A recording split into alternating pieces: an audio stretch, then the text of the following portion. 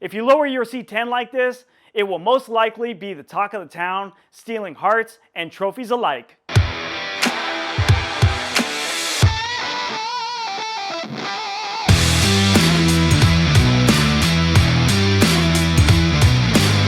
Well, hello to all my friends. Kevin here, and welcome to The Bottom Line, your go-to source for all things about custom lower trucks. And this time around, we got an exciting episode as we're going to dive into the best ways to lower a classic Chevy truck. But first, please do me a favor and like this video and also subscribe to this channel. Though I will be concentrating on Chevy C10s in this video, I will also be talking about suspension mods for all classic Chevy and GMC trucks from 1960 to 1987. And this would include your C20s, your C30s, your square bodies, your R10s, your Blazers, and even your Suburbans. And in all honesty, these mods are going to be very similar to the ones you would put on even an OBS Chevy truck. So yeah, it's all kind of the same. So if you have one of these trucks, consider yourself lucky because they're very easy to lower and even lift, but that's a topic for another day. What makes these trucks so easy to work on is that the suspension systems lend themselves very well to lowering. Other trucks like Ford F100s with their twin I-beam front suspension systems are really difficult as those trucks were designed to drive on rough road and go off-road. And when you start to modify those trucks, the front geometry starts to get really weird and it's hard to correct it. If you have one of those trucks, I'd really just suggest scrapping it all and starting fresh, though it can be a bit costly. And it's a bummer too, because those trucks are pretty good looking. On the other hand, if you have a Chevy, all you need is a few $100 to knock off a few inches off your truck's height. And if you like how things are going and you want to go further down that rabbit hole, it's easy to be a bit progressive and add a few more parts to go even lower. So these simple facts just go to prove my point that C10s are really easy to lower. When it comes to the best way to lower one of these trucks, I think it's best to figure out what you're going to do with your truck from the start. And if you're new to the lower truck scene, if you've never ridden in one before, I can tell you that it comes with some side effects. I mean, it can be difficult to get over speed bumps. Going through driveways can be a challenge. And on top of that, the suspension systems can be a little bit rough when compared to factory suspension systems. And that is unless you go all out and go with a coil-over system or an air ride suspension system, which we'll get to a little bit later. I would say if you're modifying a daily driver to go a bit lower, I wouldn't go any more than a 2.4 drop or a 4.6 drop at the very most. Now, when we talk about these drops like that, when you say a 2.4 drop, what that means is the front end is going to go down 2 inches and the rear is going to go down 4 inches because these trucks are typically higher in the back to compensate for suspension compression when hauling a load. Lowering a Chevy C10 can be done in many different ways, and we'll go through all the top methods right here. First up, we got the tried and tested lowering springs. Basically, you replace your factory springs with drop versions of them to knock off some inches off the ride height of your vehicle. And it's done pretty easily and can be done without breaking the bank. And just so you know, you can replace coil springs. Some trucks have coil springs on all four corners. Some trucks have coil springs just in the front and have leaf springs in the back. Lowering springs offer an excellent blend between affordability and styling, making them the perfect choice for daily drivers and those seeking a subtle but significant change. Also, lowering a truck drops the center of gravity, reducing body roll, and also increases handling for a more connected and responsive driving experience. Do be warned that lowered springs have a tendency to make the ride a little bit rougher, or some people say. In my honest opinion, C10 trucks are so heavy anyways, I really don't think it makes that much of a difference. If you are concerned about ride quality after lowering your C10, there is a couple different approaches you can go. First off, you can get what's called a drop spindle, which will lower your truck about 2 inches in the front. Now, when installed, these pieces will keep the factory springs and shocks as they were in your truck, so you'll get that factory ride quality. And they'll also keep the geometry correct on the front end, so it's a safe and effective way to get an aggressive stance. Now, you almost always get what you pay for, and drop spindles are rather pricey when compared to other components. They'll generally be about double the price of coil springs. But if you have some extra budget too, and you want to go even further than a 2-inch drop, you can combine the two pieces together and get an even more dramatic drop out of them. Another popular way of lowering the front end of a C10 is with drop control arms.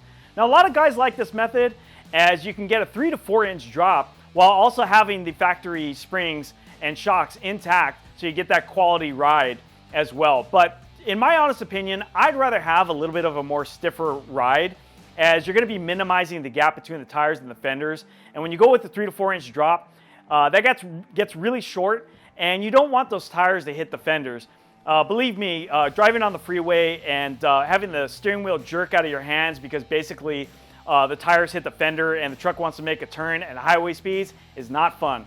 One bit of guidance that I can offer here is to not combine lower control arms with drop spindles. I tried this once not knowing anything. I thought I was being a little innovative, thinking that I was going to combine all these parts and just have a complete dramatic drop, static drop, and it just didn't work out. The tie rods were in a weird placement and the whole steering was just off. I don't recommend going this way. And if you were to ask me my opinion between all these parts and what I would use, I would say I would go with drop spindles, as control arms can throw off your geometry and it can be a little bit more difficult to align a truck that has control arms. So I prefer to go with a drop spindle, and I just think it's an easier route. If you guys don't agree with me, throw me your thoughts in the comment section below. For those of you with the bigger trucks like the C20s and the C30s, you're going to have what's called a torsion bar setup on your front end. Now these trucks utilize a rotational force on a bar, which activates a spring-like function that your suspension needs. But they also offer a no-cost way to lower a C10, or actually, let me be clear, a CK truck. And yeah, all you got to do is simply unwind 2 bolts on the keys, and basically you have a free 2 to 3 inch drop. Now I use this method on my 62 GMC 3/4 ton truck, and I come to find out that because you're loosening those bolts, they now become the lower part of your truck. And I definitely found that out by leaving my mark on a few different speed bumps. Right about now, you're probably wondering about options for the rear, and for that we've got lowering blocks and flip kits. Now these budget-friendly parts will give your truck a complete makeover in the rear and also give it a balanced look. Now when it comes to lowering blocks, you can simply add these blocks in between your trailing arms and your axle for a 1 to 2 inch drop. They bring the axle up and that brings the truck down. If you want to go more than 2 inches, you can combine these parts with drop springs as well. On the other hand, flip kits involve relocating the rear axle from under the leaf spring to on top of it, giving you about a 6 inch drop in total. Now this is really dramatic. Though it's not a direct C10 experience, when I lowered my dad's 93 GMC, we used a flip kit in the rear, and we got a little bit more than 6 inches. Actually, we had a little bit of a tail dragger on this truck, and to correct it, we added a lift shackle on the leaf spring. And a lot of people said that that was going to give us a rough ride or something like that, and honestly, I couldn't tell a difference. And my dad's truck drives like a Cadillac, and it's pretty slammed at the same time. When lowering a truck, you got to consider a few other key components while you're gathering everything. For trucks that have trailing arms in the rear, you're going to have a panhard bar from the factory. It's pretty short, and when you go with a large drop, like a 5 or 6 inch drop, you're going to want to replace that. Usually it's longer and it goes from one end to the other, and it's really going to keep the lateral stability of your rear end together. Another piece of the puzzle when lowering a truck is getting shocks. Now this is often overlooked, but it's very critical when it comes to the suspension on your truck, as stock shocks will be too long if you're going with a dramatic drop on your truck, and it's going to bottom out a little bit more. So you're going to want to get a good set of drop shocks that will also be tuned to a lowered suspension system. Now also keep in mind the placement of the shocks. That could change when you lower a truck, and there are relocation kits that will correct that, that come in a lot of different lowering kits as well. When it comes to purchasing quality lowering parts, I would recommend looking at Beltec, Classic Performance Products, DJM, Early Classics, McGoy's, and even Western Chassis. I've used parts from all of these companies and I can't complain about any of them. Alright, so everything I touched on so far is for those of you that are on a bit of a budget. You don't care about the ultimate customization or getting some high-end handling capabilities, and that's completely fine. You just want to go out there and enjoy your vehicle. That's cool with me. But for those of you that want to go a little bit further, maybe you've got some extra performance, you want to lay that down, I would say coilovers are the way to go. Now what I'm talking about are these units that basically have the shocks and the coil springs together, and these units can be fine-tuned for the ride height and meet the dampening demands of your driving style. Coilover suspension systems are perfect for track purposes, as you could dial in that perfect balance between comfort and performance.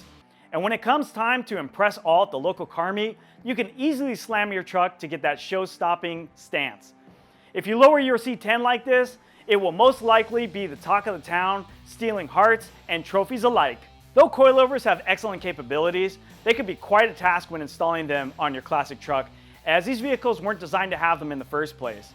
I would suggest scrapping your whole entire suspension system and going with something new from companies like Classic Performance Products, Detroit Speed, Heights, Performance Online, Ride Tech, Roadster Shop, and TCI. These companies all have quality coilover suspension systems for these trucks. Now, I have installed a complete coilover system from Ride Tech on a C10, and I can tell you that there's a lot of work. You got to take the bed off, you got to modify the frame a little bit, and let me tell you about removing rivets. Oh my word, was that a job in itself. Took a few days to get everything done, and man, I was a bit shaken up from that. It took a while. But that suspension system works. When it's fully installed, you could dial in your ride to make it smooth on the streets, stiffen it up for the track, and really get your times down just from those suspension components alone. For those of you that want to skip that entire process, you can buy a complete coilover chassis for your truck from a number of different companies. But this is not for everybody, as it's a bit pricey. It starts at about $10,000, and that doesn't even take into consideration a few different components you need, like brakes, to have a complete chassis to throw underneath your truck.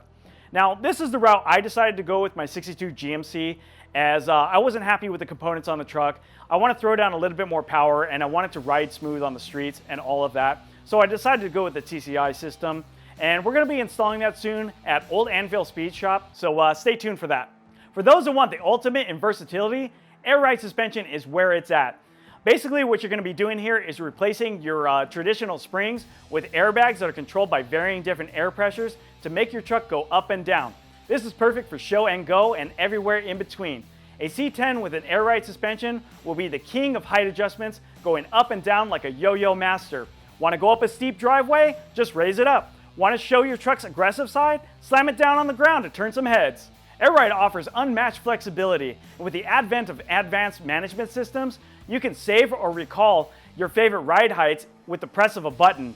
Essentially, your truck will be a technological wonder of the road. Air ride is also not for everybody, as it's very complicated. Not only do you have to configure your suspension out, but you also have to modify your body, your inner fenders, to tuck those large wheels and everything inside. So yeah, it's quite a task.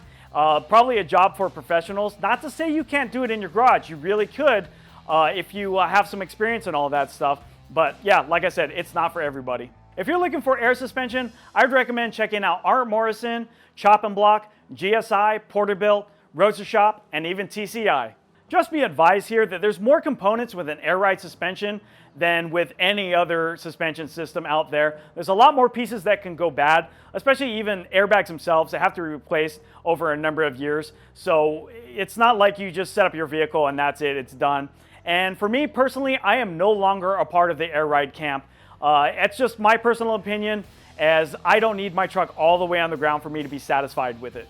I know some of you like the shock factor of having your truck in the weeds, and if you think it's worth it, then by all means, don't let anybody stop you from building the truck of your dreams.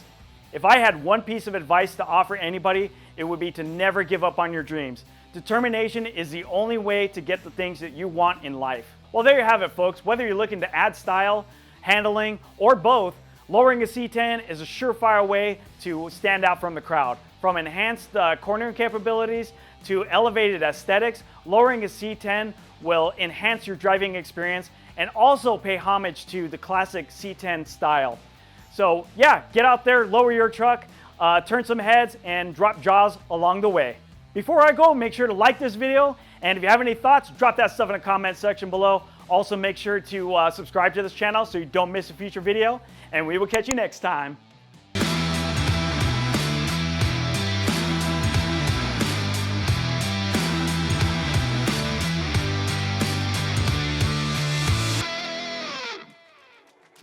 Thanks for watching Driving Line. If you guys like this video, consider subscribing to our channel so you'll never miss any of the content we create here. Whether you're into trucks, Jeeps, imports, domestic vehicles, or anything in between, we are here to fuel your passion.